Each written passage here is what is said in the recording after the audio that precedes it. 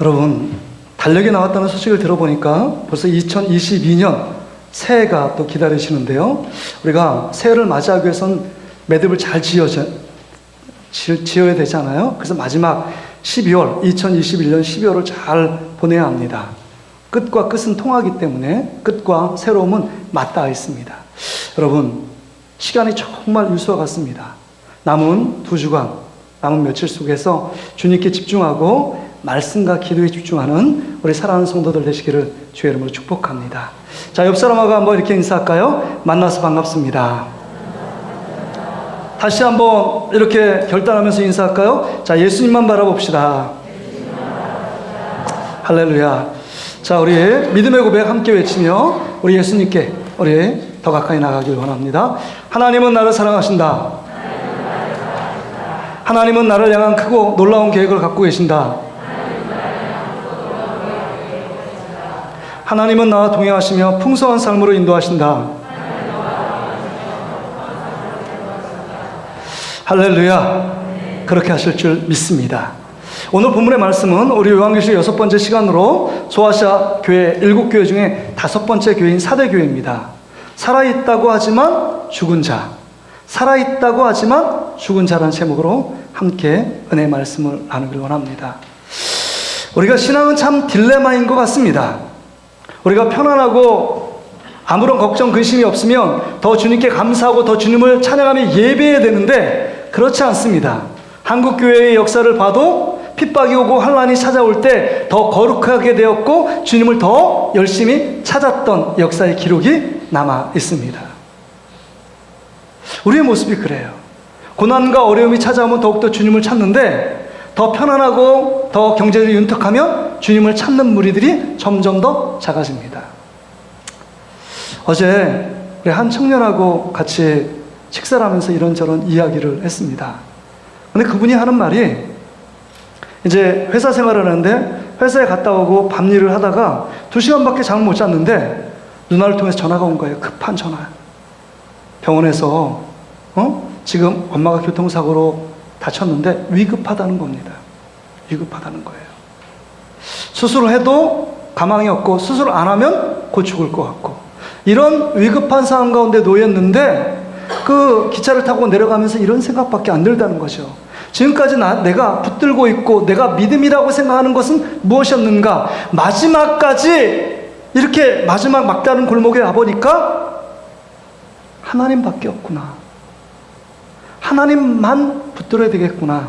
이런 생각을 가졌다는 거예요. 그래서 하나님께 기도하고 저도 내려가서 중환자실 보면 진짜 위급한 상황이더라고요. 기도하고 저는 올라왔는데 근데 이 청년이 하는 말이 중환자실에 같이 있는 어떤 분이 있었는데 그분이 새벽마다 기도하고 마지막에 주기도문으로 끝나는 그 장면을 보면서 자기도 같이 기도하고 주기도문으로 끝난다. 지금도 그런 습관을 갖게 되었다. 이렇게 고백합니다. 그러면서 하는 말이 그때 고난과 어려움이 있었을 때 정말 하나님이 기적적으로 우리 어머님이 다시 살아나고 그 다음 병원에 호전되는 이 사건을 통해서 내가 믿음이 더욱더 성장하고 또 한 단계 더 믿음이 자라는 것을 느꼈다. 이게 우리의 모습 아닐까요?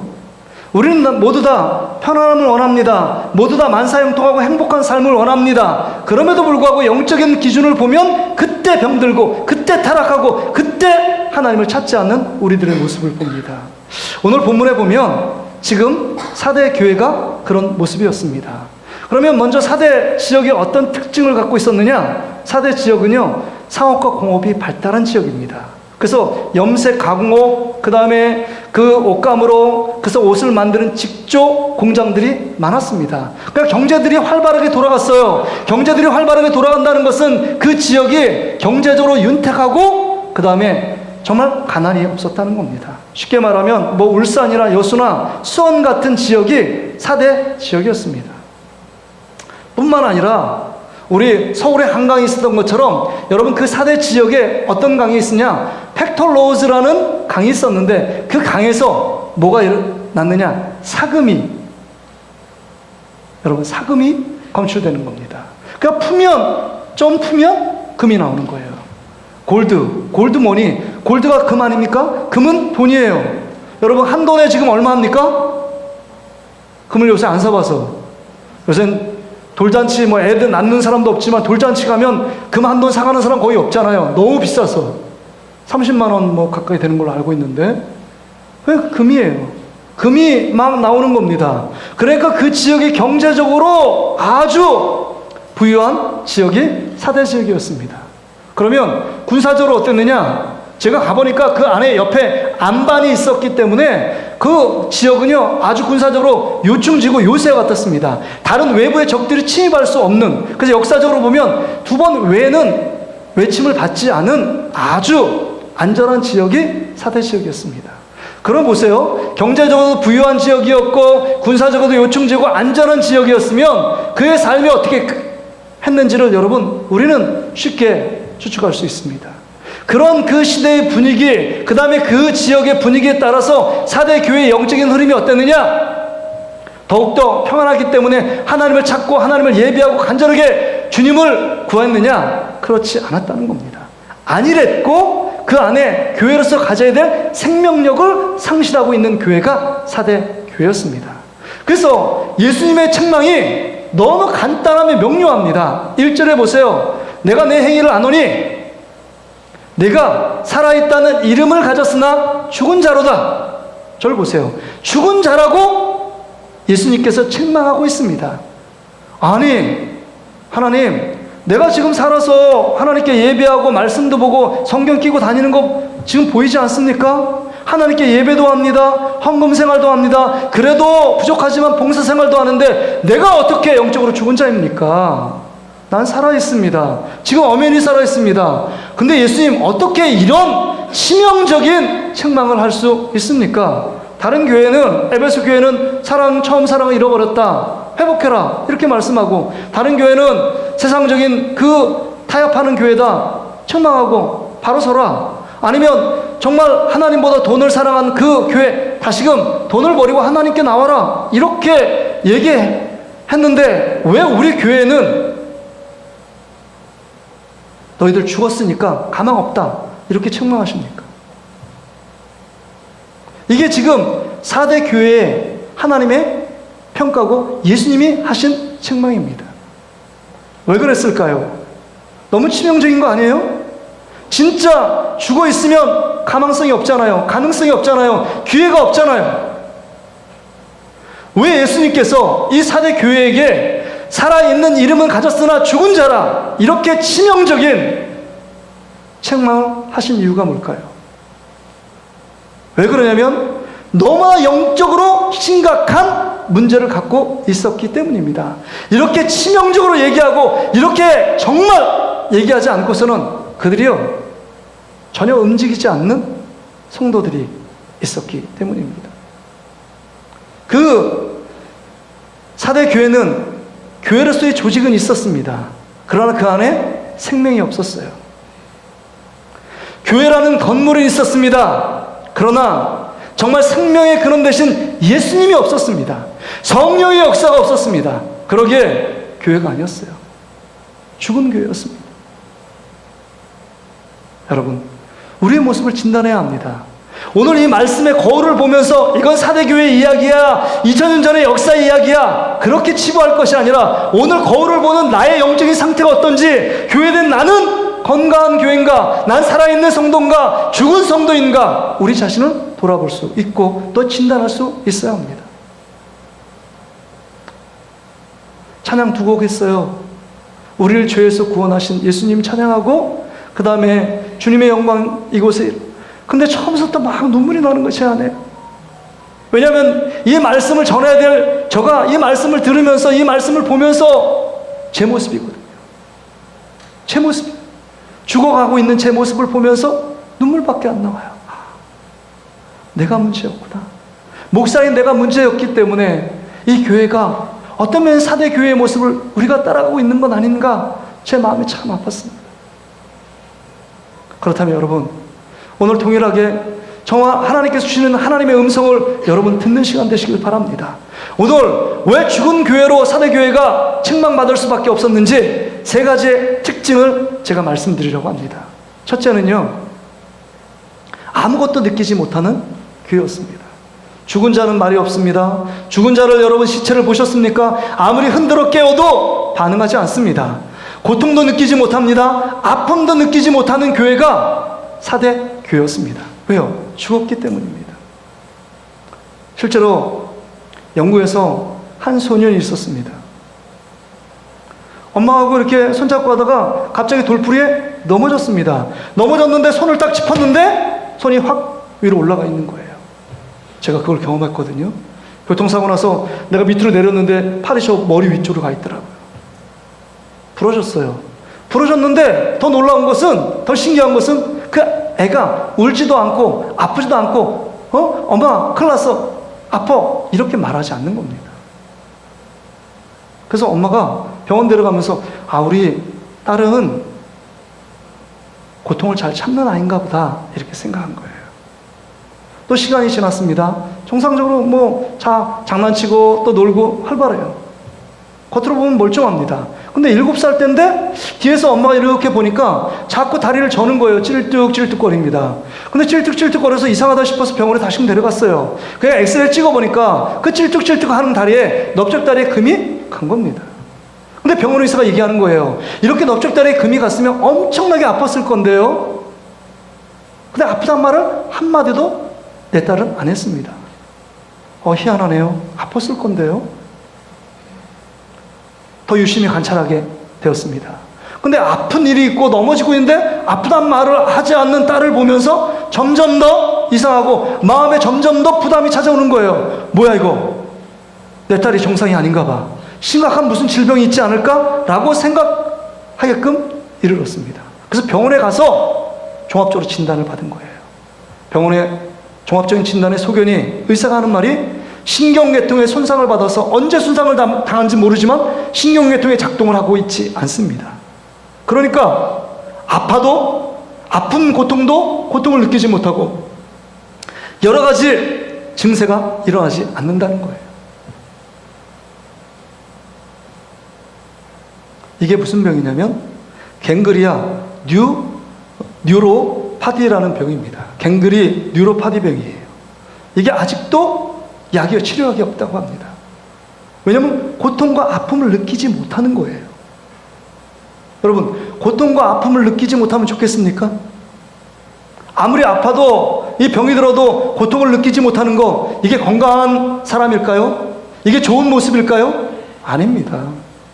아픔을 느껴야 방어도 하고 준비도 합니다. 여러분, 내 안에 큰 질병이 있을 때 그것을 아픔을 느껴야 여러분 치료도 하고 병원도 갑니다. 큰 병으로 도지지 않잖아요. 근데 아픔과 고통을 느끼지 못하면 큰 일을 치를 수도 있습니다. 생명을 잃을 수도 있어요. 지금 사대교회의 영적인 모습이 아픔과 고통을 느끼지 못하는 아무런 영적인 무감각증에 빠져있는, 영적인 불감증에 빠져있는 교회와 성도들의 모습입니다. 이것은 사대교회만의 문제가 아니라 저와 여러분의 문제입니다.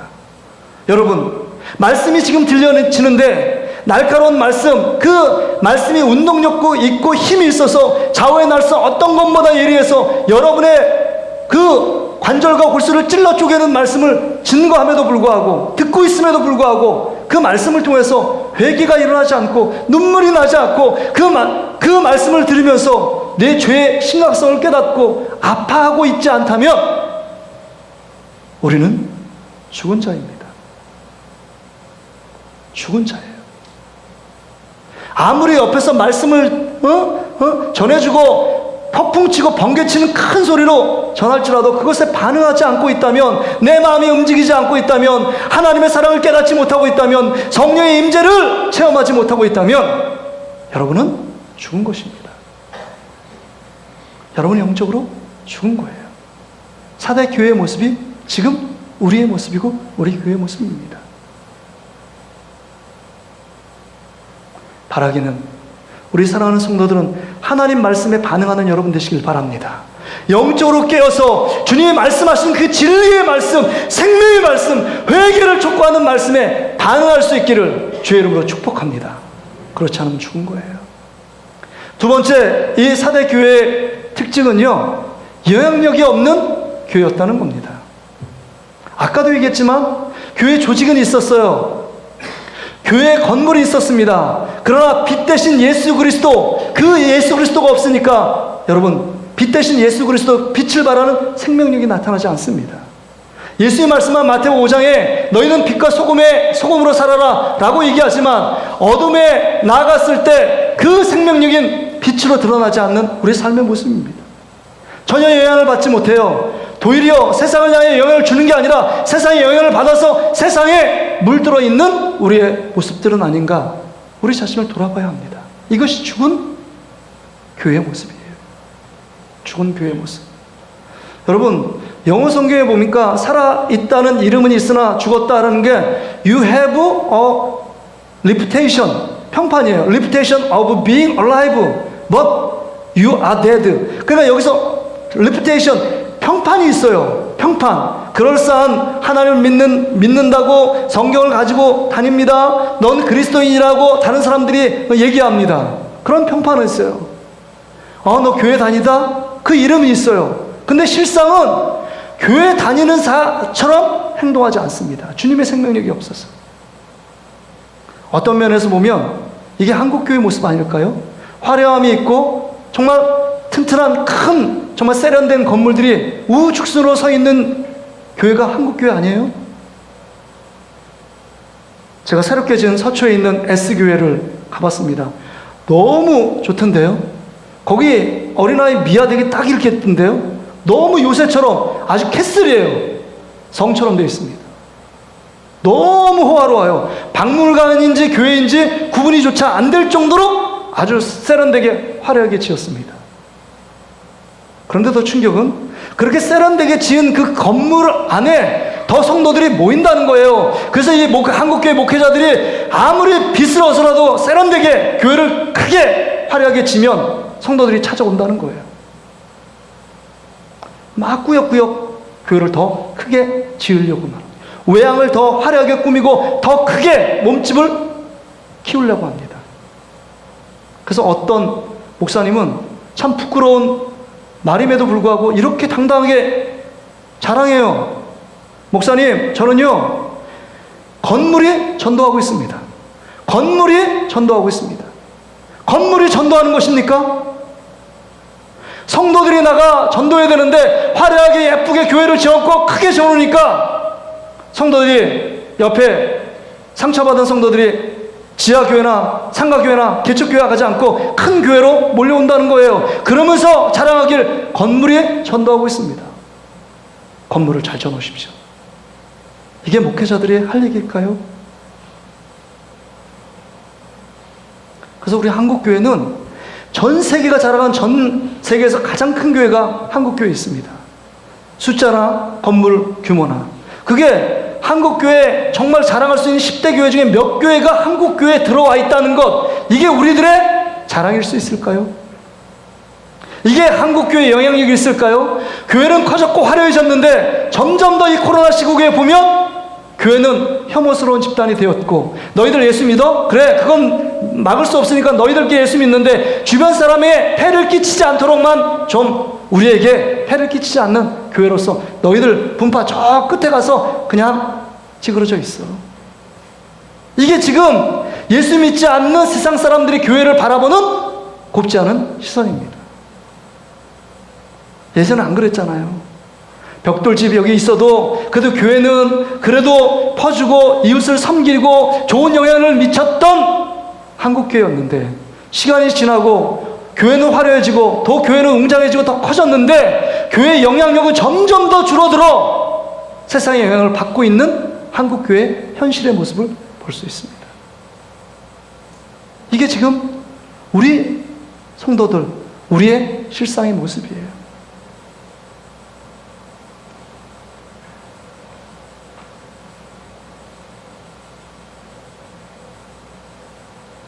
점점 더 영향력이 상실한 교회의 모습. 왜요? 예수님이 빠져 있으니까요. 성령의 역사가 없으니까요. 복음이 없어요. 자기 자신의 외적인 어떤 열심, 종교적인 열심은 있는데 자기가 은혜 받으면 뭐도 하고 싶고 은혜가 떨어지면 나 안 해. 그리고 그만두고.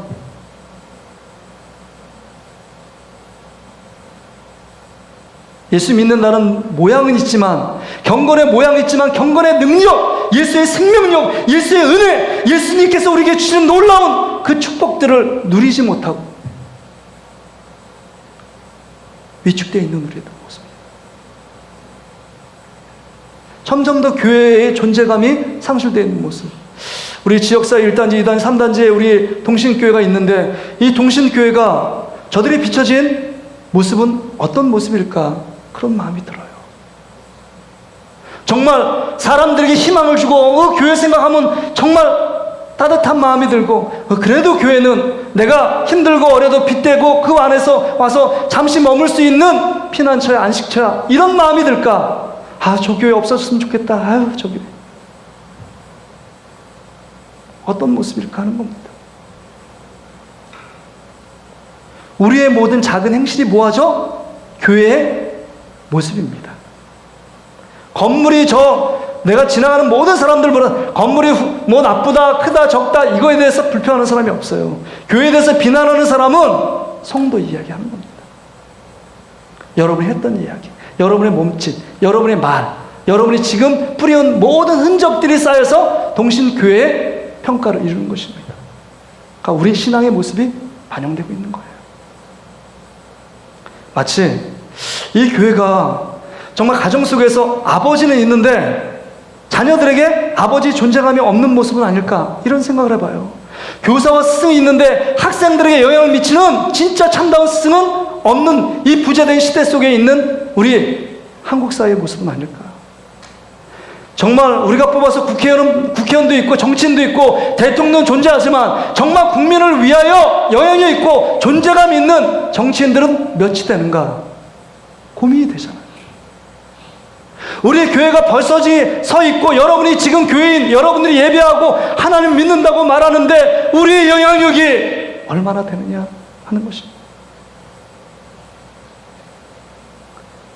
릭 워렌 목사님이 목적이 이끄는 삶 옛날 이야기예요. 그래서 불신자들에게 물어봤대요. 왜 당신은 교회 나오지 않습니까? 교회 나오지 않는 이유가 뭡니까? 라고 조사를 해보니까 4가지 이유를 들었어요. 첫째는 목사님의 설교가 너무 지루하고 실제적이 아니다. 현실의 삶 가운데 실제적이 아니다. 두 번째는 저도 참 첫째 설교 우리 아이들 유년부, 초등부, 중등부 이 말씀을 잘 듣고 있는지 궁금합니다. 맨날 제가 뜬구름 잡는 설교를 하고 있는가 자기 반성도 되거든요. 두 번째는 기존에 믿는 성도들이 너무 위선적이고 불친절하다. 세 번째는 교회가 사람들 영혼보다 돈을 더 집중한다. 관심을 갖고 있다. 네 번째는 주일학교, 다음 세대인 주일학교에 유익한 프로그램이 없다. 이게 릭 워렌 목사가 그 세들백 교회를 개척하면서 주위 옆에 있는 사람들에게 질문했던 질문이에요. 교회 나오지 않느니 교회 영향력이 없다는 거예요. 교회 영향력. 우리 교회가 이제 어떻게 설 것인가 하는 것입니다. 교회를 운영하는데 급급할 것인가, 아니면 정말 복음을 전하다가 사랑을 전하다가 예수님 전하다가 정말 장렬하게 망하는 교회가 될 것인가. 하나님이 기뻐하는 일을 하다가 다른 사람이 걱정하되 그렇게 하면 망해요, 그렇게 하면 재정이 바닥나요, 그렇게 하면 교회가 힘들어요. 본질을 추구하다 힘든 교회, 본질을 추구하다가 어려움 당하는 교회, 이게 진짜 교회 모습 아닐까요?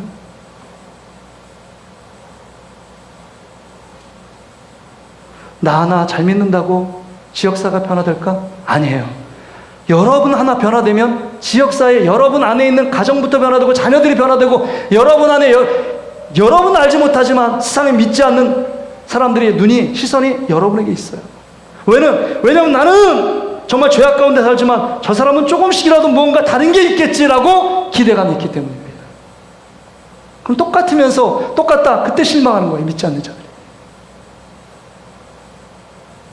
우리의 모습은 어떤가 생각해 봐야 합니다. 나의 모습은 영향력을 미치고 있는가? 교회 조직과 건물은 있지만 그 안에 정말 예수의 생명 때문에 예수님께서 우리에게 말씀하신 그 말씀 때문에 움직이고 있는가? 그렇지 않으면 죽은 교회의 모습입니다. 세 번째, 진단합니다. 사대교회가 죽은 교회, 어떤 교회냐, 어떤 특징을 갖고 있었느냐? 외식과 위선으로 가득 찬 교회입니다. 여러분 1절에 보세요. 내가 살아있다 하는 이름은 있으나 죽은 자래요. 자기들은 뭐라고 생각하냐? 살아있는 이름이래요. 그러니까 나는 신앙생활 잘하고 있다고 착각하고 있습니다. 나는 거룩하고 경건한 척하고 그 다음에 신앙생활 잘하는 척합니다. 성경책을 끼고 다니기 때문에, 내가 중직을 받았기 때문에, 내가 예수님을 오래 믿었기 때문에 나는 신앙생활 좋고 잘하고 있어. 그게 우리의 표지는 아니잖아요.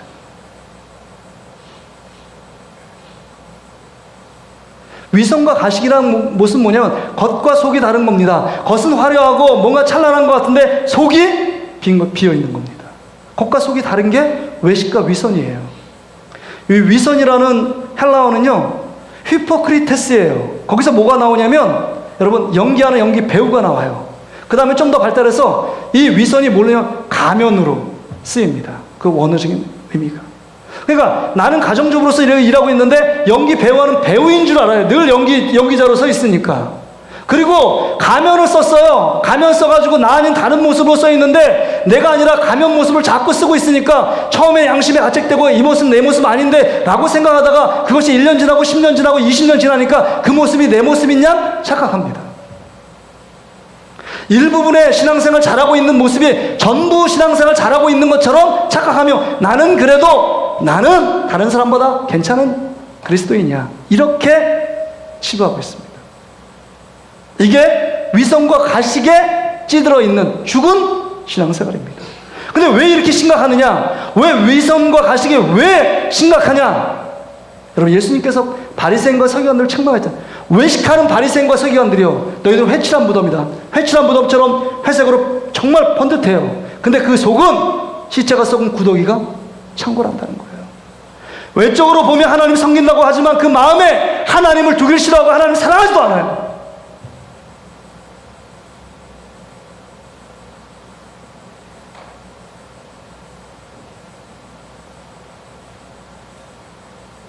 이게 지금 우리의 모습이에요. 더 큰 문제는 뭔지 아십니까? 하나님의 아들 예수님께서 그렇게 외치고 있는 것은 돌아오라는 거잖아요. 돌아오라는 건데 돌아오지 않았습니다. 왜냐하면 자신들의 의로운 행위가 있어요. 일주일에 2번씩 금식하고 그 시장 오게 나서 기도하고 헌금을 드린다. 나는 이렇게 해서 세리와 창녀들과 같지 않다. 나는 의로운 사람이다. 라는 외식과 위선으로 포장되어 있기 때문에 그 가면을 벗지 못합니다. 이게 이런 우를 범할 수 있는 게 지금 저의 모습 아닐까요? 담임 목사, 제일 많이 예배드리고 제일 많이 기도해야 되고 제일 많이 말씀을 읽고 설교할 제가 가면을 많이 쓰고 있는 건 아닐까요? 여러분의 모습은 어때요? 지금 이렇게 거룩하게 예배드리지만 여러분의 가정 속의 모습은 어떻습니까? 혼자 있을 때 여러분의 모습은 어떤 모습입니까? 하나님과 앞에서 대면한 여러분의 진짜 모습, 영혼의 민낯을 까발릴 때 여러분의 모습은 어떤 모습입니까? 거품이 나요. 이렇게. 전 맥주를 안 먹지만 맥주를 따르면 거품이 나잖아요. 호 불면 여러분 맥주 아이스 아메리카노 막 얼음을 엄청 줍니다. 근데 본질은 그거 얼음 제거하고 보니까 본질이 요만큼밖에 없어요. 이게 지금 우리의 모습 아닐까요? 허울뿐인 모습, 겉모양만, 다른 사람에게 비춰진 나의 모습만 중요하고 내 안에 하나님이 나의 모습, 영적인 상태 지금 어떤지 그것에 대한 별로 관심이 없어요.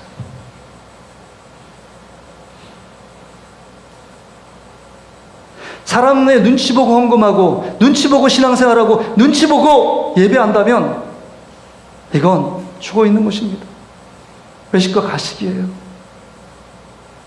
그렇다면 여러분, 이런 모습이라면 어떻게 해야 될까요? 사진 한 장 보여주시겠어요? 그 사진 제가 아내하고 갔던 그 소아시아 7교회 중에서 이게 지금 4대 교회 모습이에요. 4대 교회 모습. 뭐 시간이 없어서 우리도 뭐 이렇게 찍고 이렇게 갔는데 저 사진 인터넷에 있어서 제가 4대 교회 모습을 다시 한번 기억을 리와인드 시켜서 이렇게 봤는데 저 뒤에 쭉 보면 큰 기둥이 있잖아요. 그 다음 기둥들이 이렇게 박혀 있잖아요. 어마어마한 신전입니다. 성당이나 교회가 아니에요. 뒤에 보면 아데미 신전입니다. 어마어마하게 교회가 커요. 그 신전이 커요. 근데 그 앞에 있죠. 돌무더기처럼 그 앞에 이렇게 무슨 화장실처럼 돼 있는 그거요. 그게 4대 교회예요. 교회가 작다고 얘기하는 게 아닙니다. 교회가 작든지 크든지 그의 영향력이 하나님 앞에 외식과 가식을 버리고 하나님이 말씀하시는 그 아픔과 고통을 느꼈다면 여러분, 옆에 있는 신전, 아데미 신전은 무너져 내렸어야 마땅합니다.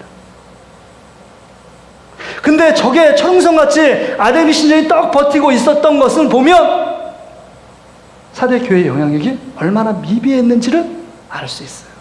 그들의 삶이 온전치 않았다. 여러분 2절에 보세요. 2절에 너는 일깨어 그 남은 바 죽게 된 것을 굳건하게 하라. 내 하나님 앞에 내 행위가 온전하는 것을 찾지 못했다. 엉망이라 했다는 거예요. 죽어있는 신앙생활 했다 이거예요. 영향력이 없어요. 그렇다면 여러분 어떻게 하겠습니까? 이게 우리의 모습이고 나의 모습이라면 여러분은 어떻게 하겠습니까? 죽은 모습으로 살겠습니까? 영적으로 죽어있는 모습으로 만족하며 살겠습니까? 아니잖아요. 주님은요, 다시금 사랑하시기 때문에 이 말씀을 통해서 완전히 죽은 모습이 아니에요. 회개할 수 있는 기회를 주고 다시금 돌이키라고 말씀하시는 하나님의 기회를 허락하시는 것입니다. 그래서 3절에 말씀을 보세요. 3절. 그러므로 네가 어떻게 받았으며 어떻게 들었는지 생각하고 지켜 회개하라. 만일 일깨지 아니하면 내가 도둑같이 이르리니 어느 때에 네가 이르는지 네가 알지 못하리라. 이렇게 말씀해요. 지금 뭐냐? 생각하래요.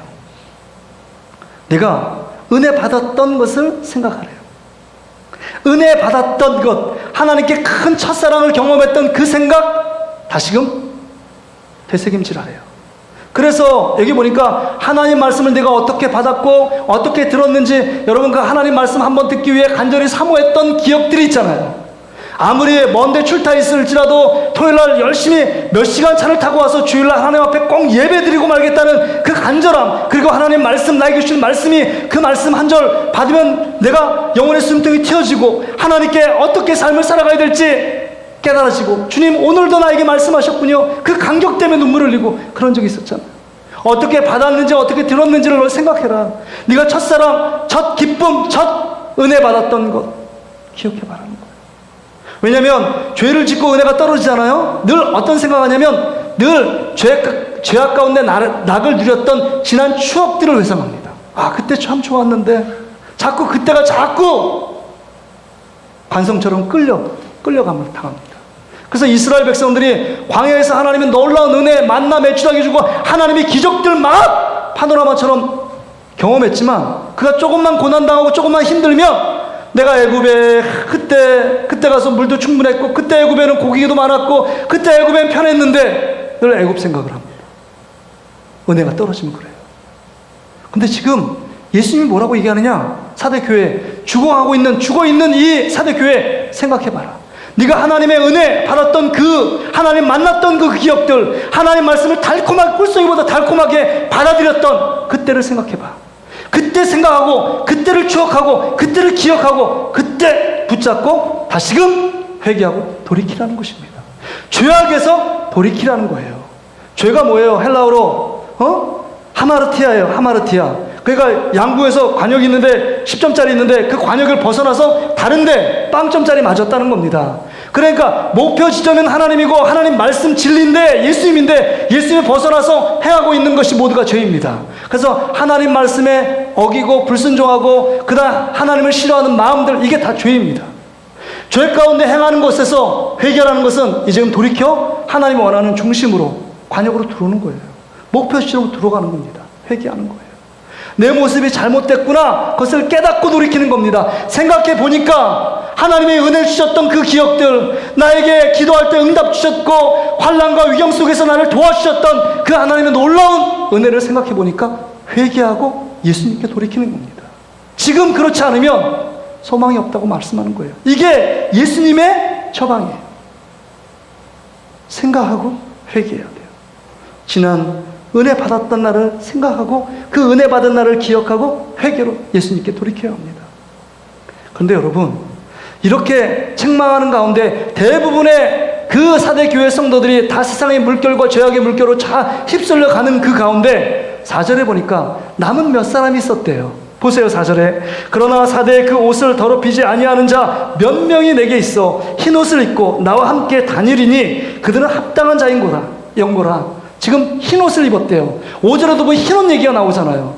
여러분, 옷을 입고 맨날 그 옷이 두 벌도 아닙니다. 세마포는 늘 한 벌이에요. 그럼 세상에 먼지가 왜 안 끼겠습니까? 어떻게 흰 옷이 됩니까? 날마다 세마포를 빨 때 흰 옷이 되는 거예요. 마찬가지로 우리는 죄를 짓지 않을 수 없어요. 실수하지 않을 수 없습니다. 넘어지지 않을 수 없어요. 완벽한 존재가 아닙니다. 그럴 때마다 넘어지고 깨어질 때마다 주 예수 그리스도 앞에 나아가 생각하고 회개하며 주의 말씀, 예수님께 생명적으로 연합되고 붙어 있어야만 영향을 미칠 수 있구나. 내가 그리스도인답게 살 수 있구나. 이걸 깨닫게 되는 겁니다. 그건 날마다 세마포를 받고 회개하는 겁니다. 주님께 돌이킨 자, 이 자가 남은 자라고 말해요.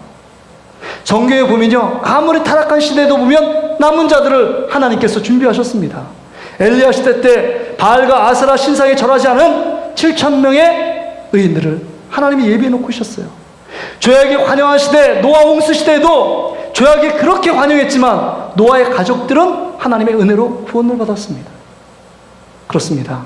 이 시대 가운데 우리 동신교회 우리 성도들이 화려하지 않고 특별한 일을 행하지 않아도 우리의 작은 일상 속에 주님을 사랑하며 주의 말씀에 순종하며 걸어감으로 말미암아 남은 구루터기가 여러분이 되시기를 주의 이름으로 축복합니다. 여러분이 되어야 됩니다. 여러분이 되어야 돼요. 그게 주님께서 이 말씀을 읽는 우리들에게 하시고자 하는 말씀이에요. 너희들과 대부분 사람들 다 죽어 있는데 몇 명의 살아있는 자가 있는데 하나님을 생각하며 예수님을 생각하며 작은 죄악도 크게 마음의 울림과 반향으로 다가와 하나님께 철저히 회개한 사람, 이게 몇 명의 거룩한 자들입니다. 그러면서 주님께서 결론적으로 우리가 우리의 영혼들을 다시금 회복시키기 위해서는요, 여러분, 성령의 능력을 체험해야 돼요. 성령의 능력. 오늘 1절에 보니까 하나님의 7영과 7별을 붙잡고 계신 이가 가라사대, 예수님께서 7영, 우리 안에 성령을 교회에게 허락하셔서 성령에 민감하게 만드시고 성령에 따라가게 만드시고 성령의 지배와 다스림을 통해서 교회를 교회답게 정화시킵니다. 성령의 역사를 경험하지 못하면 아무런 느낌이 없어요. 고통을 느끼지 못합니다. 죄악을 지면서도 그것이 내 거인 것처럼 짓습니다. 말씀을 들을 때 성령이 임하면 회개에 눈물이 터집니다. 나 이렇게 살면 결코 안 돼. 이렇게 살면 호련히 도적 같은 심판이 이를 거야. 하나님이 나를 사랑해서 이 말씀을 주셨는데 맞아, 돌이켜야지. 성령이 임하면 그럽니다. 성령이 임하면 반응이 있습니다. 새로운 결단이 있습니다. 새롭게 무언가 하게 됩니다. 그래서 여러분, 제자들의 모습이 어땠어요? 마가다락방에 성령이 받을 때 그 전의 모습은 너무 천방지축이었는데 성령 받고 나서 죽음의 곳으로 복음을 들고 나가잖아요. 성령의 충만함을 경험하니까. 오늘 7절에 6절에 보니까 귀 있는 자는 성령이 교회들에게 하신 말씀을 들을지어다. 성령의 메시지입니다. 오늘 메시지는 인간의 육신의 메시지가 아니에요. 돈 잘 벌고 이렇게 하면 건강하고 이렇게 하면 잘 산다, 이런 말씀이 아니에요. 그러나 오늘 말씀 주신 이 말씀을 잘 들으면 여러분이 영혼이 잘 되는 축복이에요.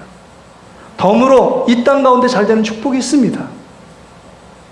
성령의 메시지예요. 성령 충만하지 않고서는 여러분 하나님이 주시는 말씀의 코드를 꽂을 수가 없어요. 여러분 어떠십니까? 오늘 들려주시는 하나님의 말씀이 여러분의 나에게 전해주신 말씀이라고 들려주십니까? 아니면 지금 시간, 빨리 목사님 12시 다 됐어요. 빨리 끝내세요. 또 이렇게 길지? 설교는 설교인가 보다. 언제 끝나? 아까 링곤의 목사님 얘기했던 것처럼 설교가 지루해. 나에게 주는 말씀이 뭔가? 감흥이 없어요. 예배에 대한 사모함이 있어요. 기도로 예배를 준비하고 계세요. 어제 밤새도록 우리 중고등부 혹시 게임 밤새도록 했는데 엄마 아빠 눈치 보냐고, 교사들 또 목사님 전사님 그거 눈치 보려고 그냥 교회는 나와줬는데 말씀이 안 들어져요. 육체 피곤한데.